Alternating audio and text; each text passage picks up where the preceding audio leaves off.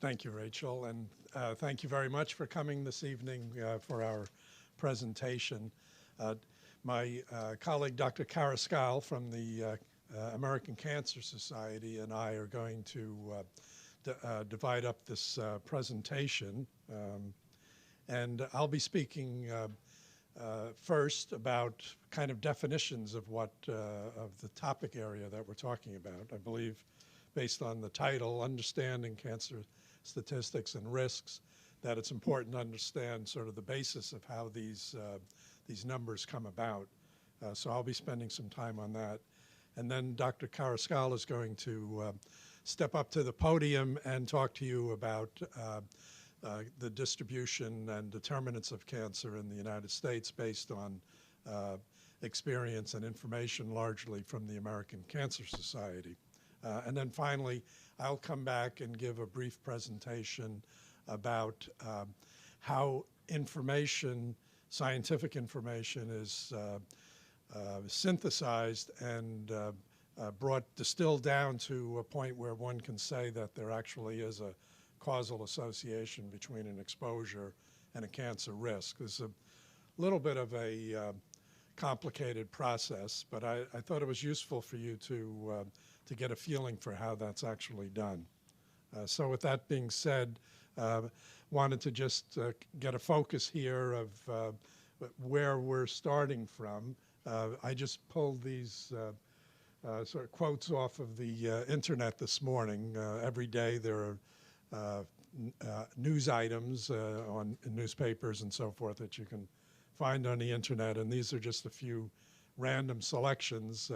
Not going to discuss any of them specifically, but it's more this is the type of information that that you read about or hear on the radio or on television about studies that show 50% increases in risk related to some factor, or that cancer rates are going up and so forth. So what we want to do in this presentation, or at least in my first part of this, is give you a feeling of what those numbers mean when these kinds of statistics are put forward. So this first part is dealing with interpreting reports of rates and risks, and I'm going to be focusing on two, they're related but two separate issues. One is simply measuring the occurrence of disease in populations. There are various definitional terms. This is going to be very simple, so it's not going to be a complicated thing. But I'll be talking about the measurement of disease occurrence, the rates part of this, and then I'll be briefly describing what it is that people are talking about when they talk about risks for cancer, okay? So measuring disease occurrence, there are basically three elements involved in doing this. It's defining a population, the size of a population from which cases derive. So there's a population, that's the second category here. And within this population, a number of people are affected by a disease. And this occurrence of disease in the population occurs over some period of time. So these are the three elements that make up a disease rate. And this is just a very simple example of in 1 year among 1,000 people, if there are 5 cases of a certain disease develop in 1 year in this group of 1,000 people, then the incidence rate is 5 per 1,000. So it's not complicated. That's really my message to you about this. Very straightforward to understand. So that's what's called an incidence rate. 5 cases in a year in 1,000 people, 5 per 1,000 incidence rate. And the same terminology and method is used considering death rates, mortality rates, the number of people in a population of 1,000. If 5 people die during the year of a particular disease, then the mortality rate for that disease is 5 per 1,000. So this per 1,000 could be per 10,000 or 100,000. Doesn't really matter, but it's a matter of the number of cases per unit of population. So those are two basic definitions that you'll be hearing about in the second talk related to incidence of cancer and mortality due to cancer. Another term that's considered in dealing with the burden of disease in a population is what's called the prevalence of the disease. So these are could be considered to be the development of new events over a certain period of time for incidence of disease or death due to disease. And this prevalence is simply the proportion of people at a certain point in time who have a disease, who are living in the population but are carrying this disease. So they could have had the disease for many years or just developed it recently, but the sum total of all those people in the population is the prevalence rate, so, or prevalence proportion. So here, using the same kind of numbers, 5 people living in the population with the disease, 5 per 1,000. Or you could simply, I know there are cancer survivors in this audience, so you could simply say the number of people who are surviving cancer in the total group here would be the prevalence of cancer patients amongst this group, okay? So these numbers, and I'll try to give you a little feeling for how this plays out in a population setting, comparing these types of rates across parts of the world. So this is global cancer incidence, mortality, and prevalence by location. So you've heard these 3 terms now: incidence, new disease; mortality, death rates; and prevalence, the proportion of people in the group having disease.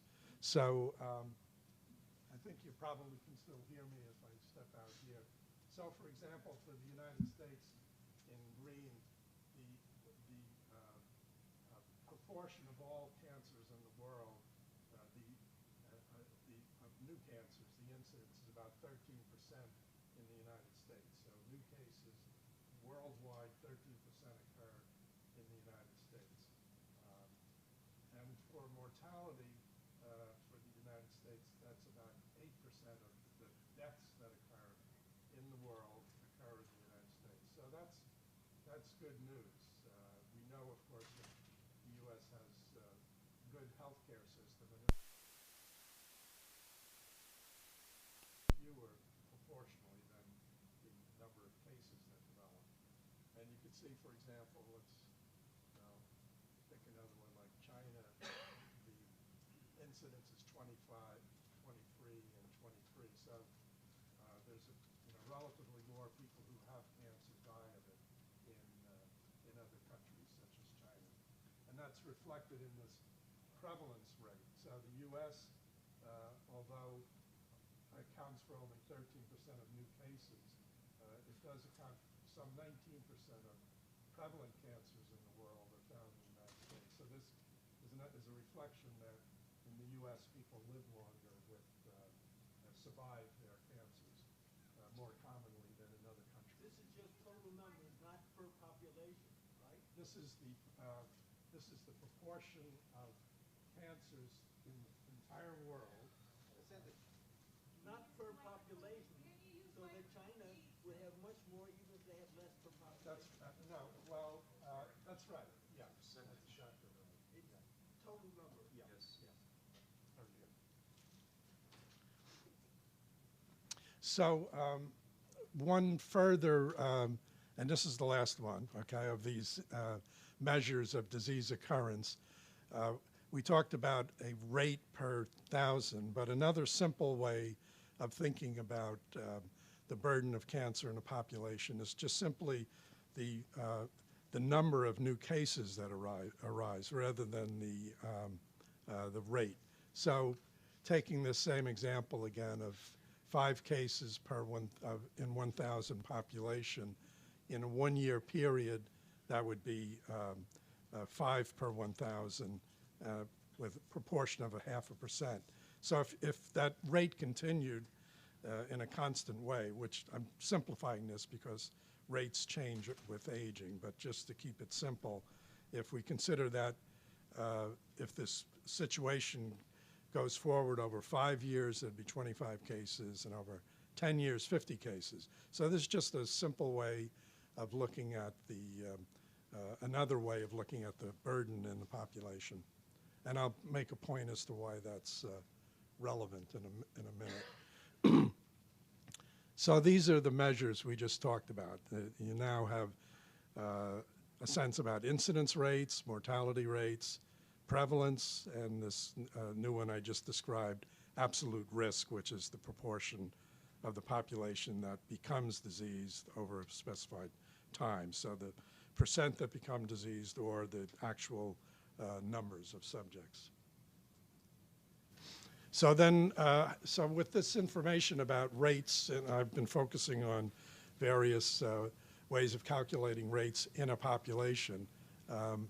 In thinking about risk factors for disease, what one does is compares rates in one population versus another population.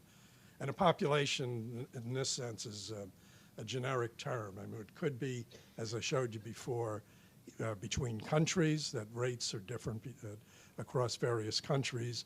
But also you could consider a group as smokers, for example, a population of smokers versus a population of non-smokers. So these are, so what we're interested in doing is comparing rates of disease between, across these various populations.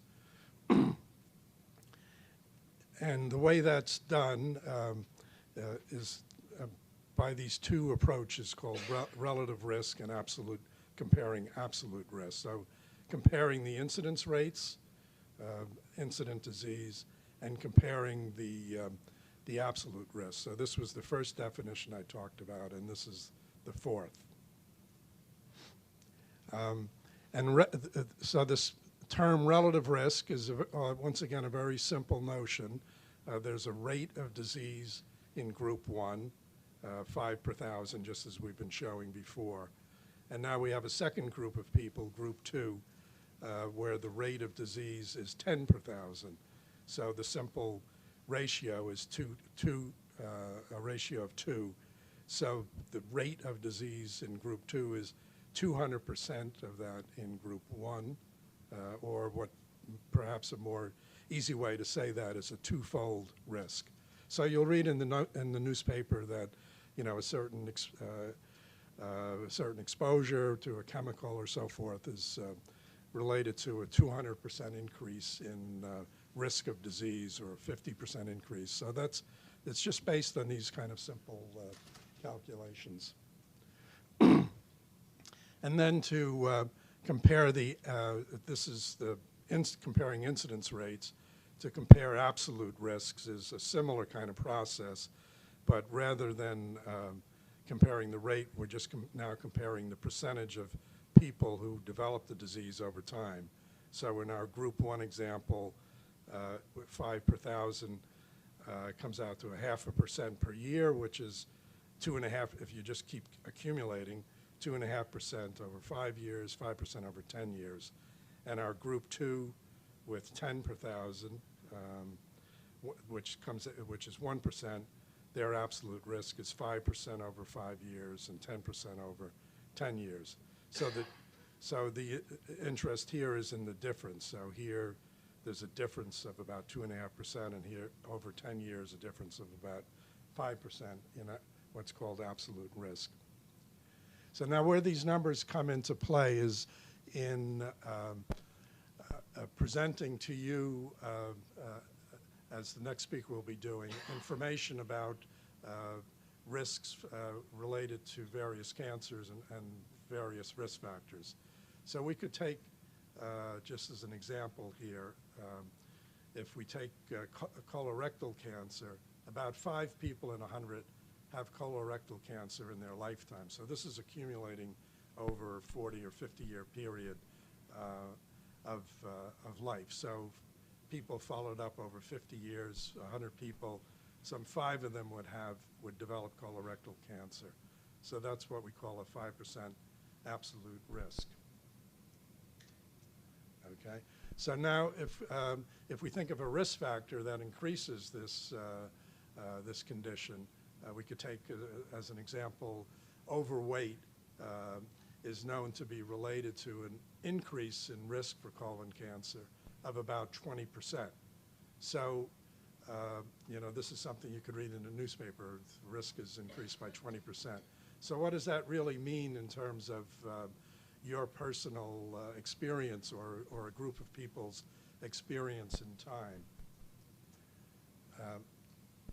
So what that translates to is there's a 20% increase in the number of cases, or 20% increase in risk. So instead of there being 5% incidence of cancer in this population, it's now 6%.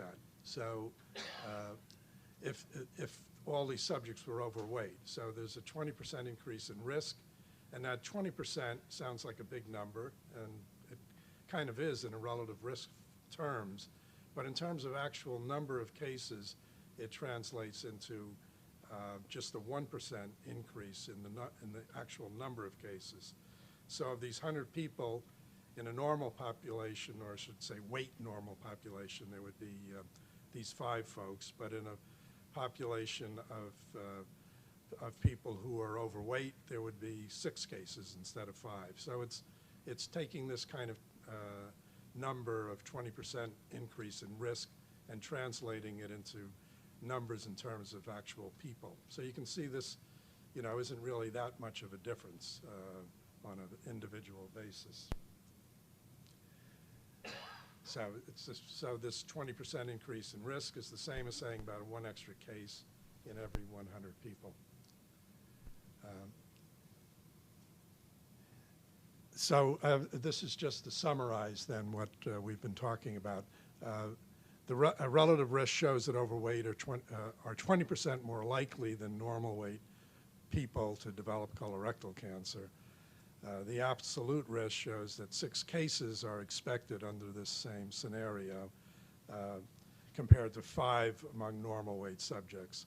So relative risk is the term that's used for scientific research in terms of the relationship of an exposure to a disease.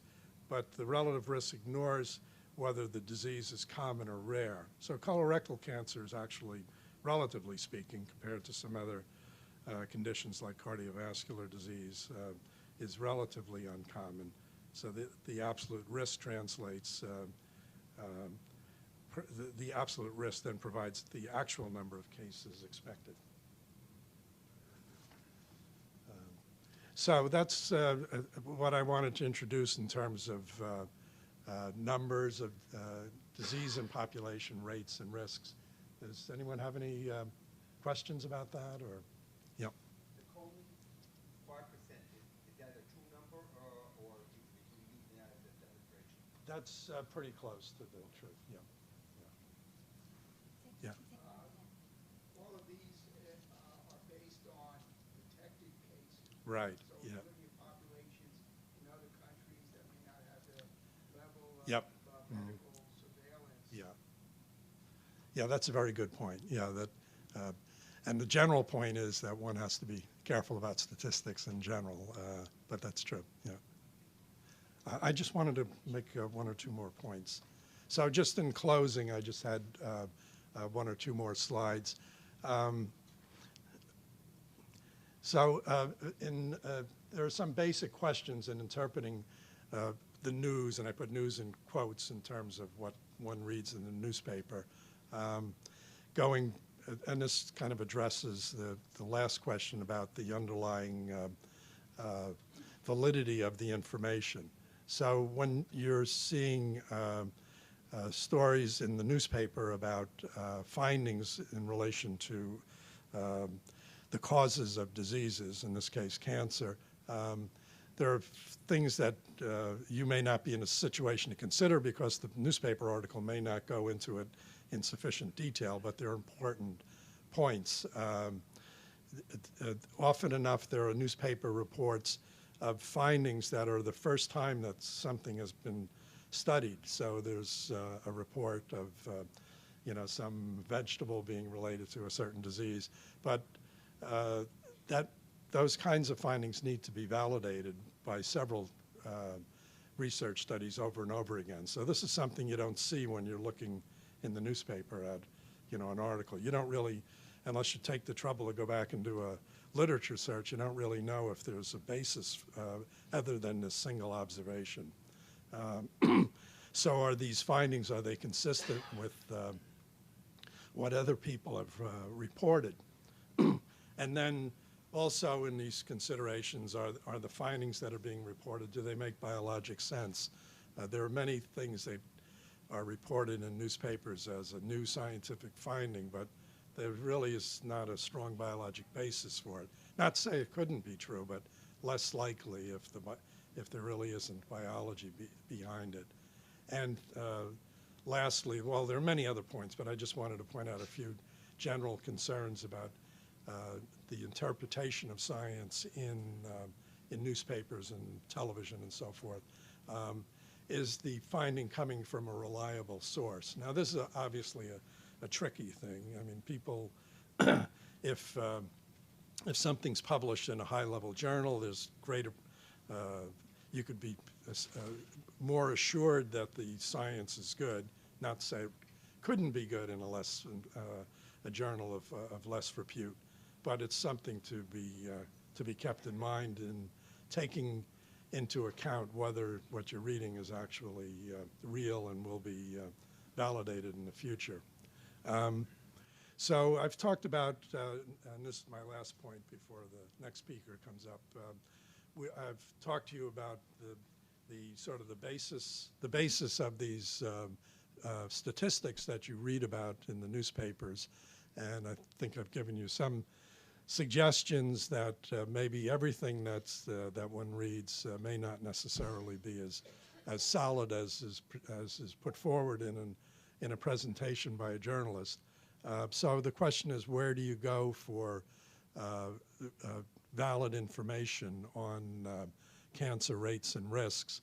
And I wanted to point out these three, not to say there aren't other sources, but these I think are the three major sources that I would go to in wanting to become informed about an issue related to cancer risks. So the American Cancer Society, the U.S. National Cancer Institute, and the World Health Organization, International Agency for Research on Cancer. All three of these organizations are very careful in their assessments of exposure disease relationships and many other aspects of the cancer problem in terms of treatments that are available and so forth. So I would highly recommend these as sources that can be relied upon. Yeah. Okay, so I ended with this slide on the various resources related to information about cancer risks. And the last bit of this talk, I just spent 10 minutes or so talking about the work that is carried out by the World Health Organization, International Agency for Research on Cancer. It's located in France. So they're responsible for carrying out scientific reviews of risk factors and protective factors related to cancer, and they produce these monographs. Actually, I participated recently in the volume 100. So there have been 100 reviews of various factors associated with, potentially associated with cancer. And basically what the review process involves is identifying agents that are of potential interest or where there's been a developing literature on potential risk associated with these agents. This one here is two viruses, Epstein-Barr virus and in relation to Kaposi sarcoma and herpes virus. That's details not important, but there are various reviews that take place. And the review process is designed to categorize these agents into these various categories, into what's called Group 1, the agent is carcinogenic to humans. Group 2, the agent is probably carcinogenic to humans. Group 2B, agent is possibly carcinogenic, and then not classifiable and probably not carcinogenic. So often enough in the press, I notice these things. It may pass you by that when there's an article in the press talking about an agent that's been thought to be carcinogenic, it may fall into this agent is carcinogenic, truly is, or into these probably and possibly. So these are they have sort of a subjective feel to them, but I hope in explaining how this is done, you'll get a sense that this is a fairly rigorous process, such that for agents to reach this determination which I guess means that this is true, it's real, that there's a fair amount of scrutiny that goes into that process. Well, just also that these agents, the term that I've been using, these could be specific chemicals like benzene and ethylene oxide. They could be what are called mixtures, where an example is household combustion of coal, so that the material that's being studied is the risk associated with burning coal in a household, which is done commonly in developing countries for heat and cooking. So we don't know what the chemical compounds are, but the evaluation has to do with this process.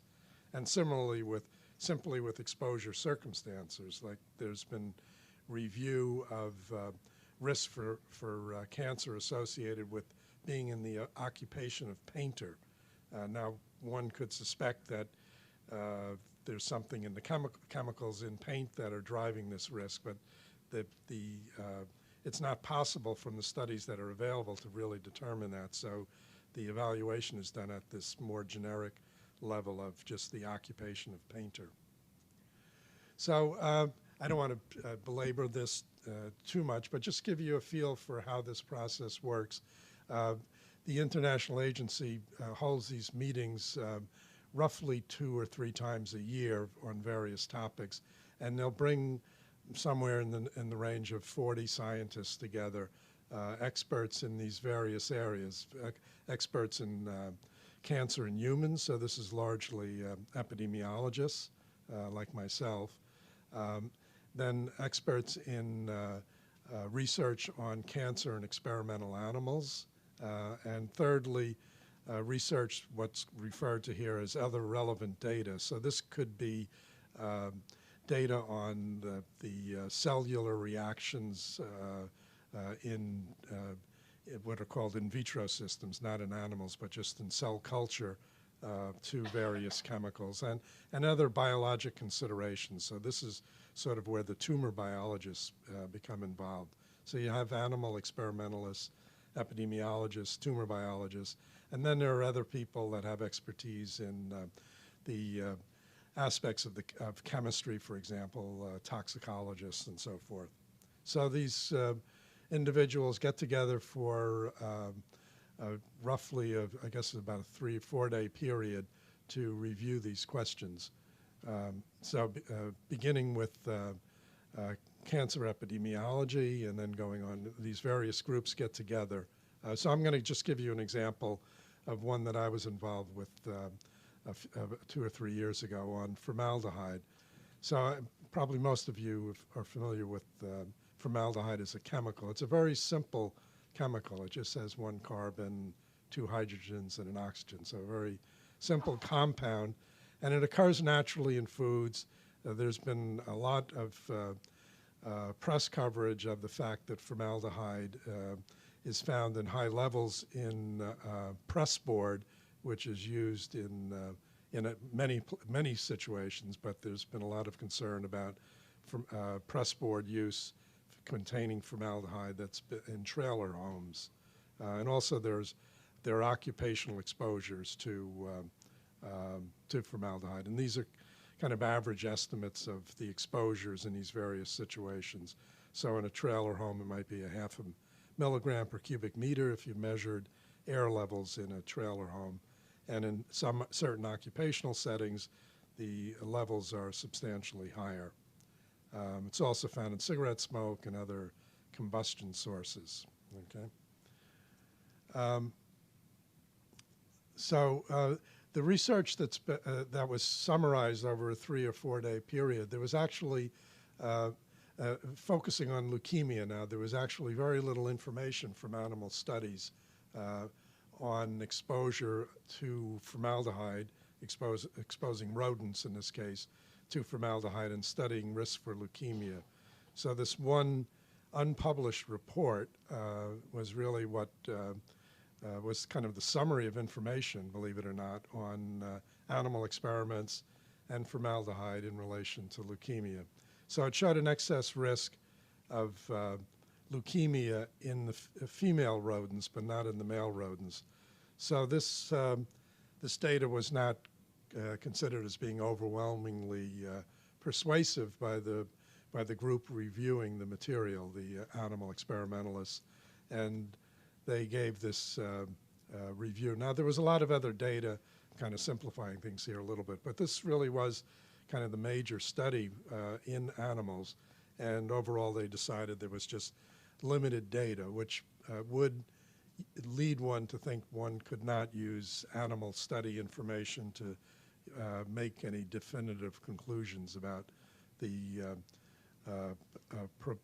possibility that formaldehyde causes leukemia. So then for epidemiologic studies, I'm going to give you just 2 quick examples of research projects that I worked on. One is the first one, we studied people who worked in the funeral industry, actually people who were members of societies for operators of funeral homes.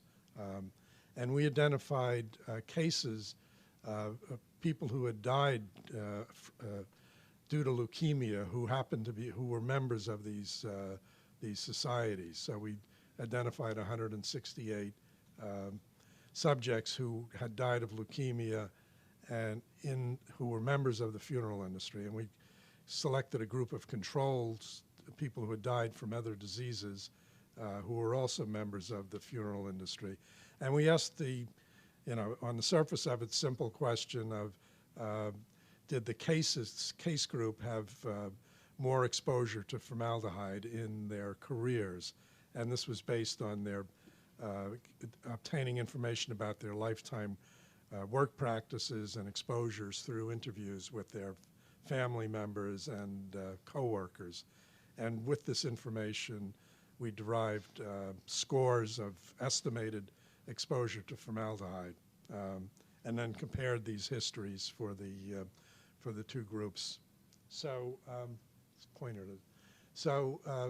our study showed, now these are the risk ratios similar to the relative risk that we talked about before. So compared to unexposed individuals, the risks for myeloid leukemia were very high in this industry, going up to some 13-fold for those that had worked the longest in this industry, for myeloid leukemia, but not for lymphoid. So this, seeing this kind of differential suggests that there may be a specific association, not with all leukemia particularly, but more with myeloid than lymphoid. And this same result was found when we used our estimated score of formaldehyde exposure.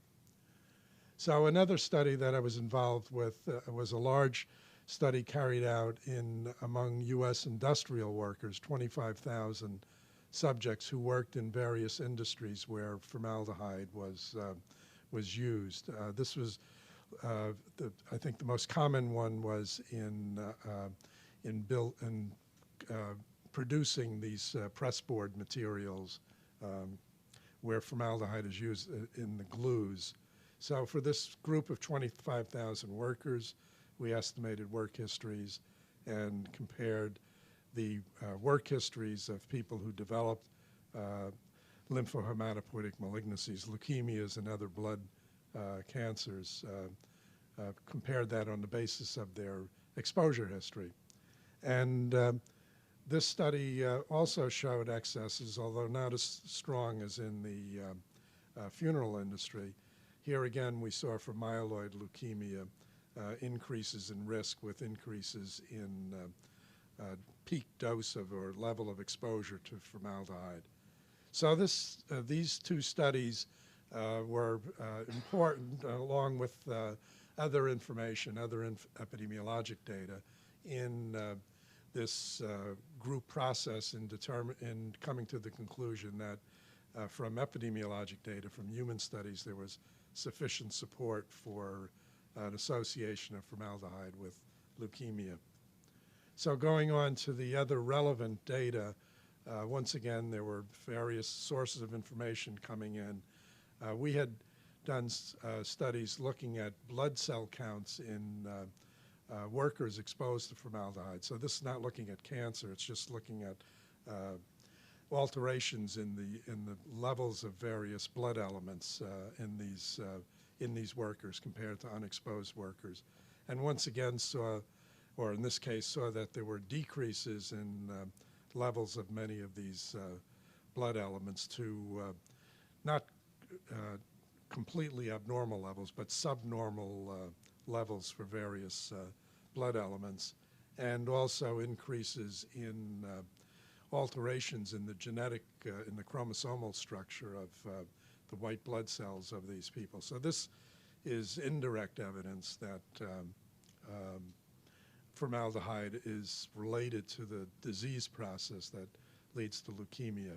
So that mechanistic data was considered to be moderate support.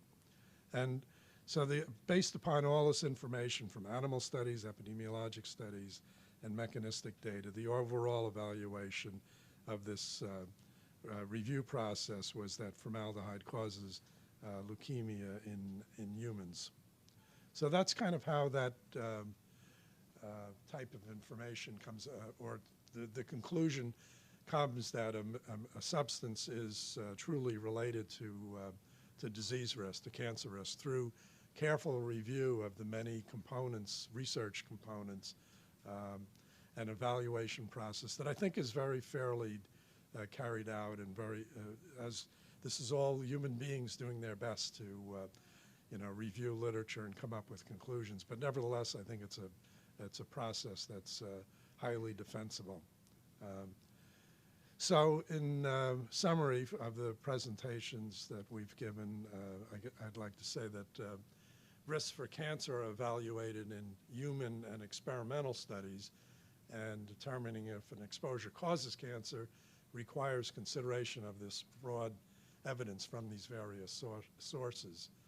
The research is a continuing process to establish and refine these associations, and cancer prevention activities stem from identifying risks and also identifying preventive factors. We haven't emphasized that very much this evening, but knowledge about intake of dietary factors that are protective, for example, falls in this category. So I hope in this presentation I've given you a feel for the scientific process involved in developing this kind of knowledge. Okay. So.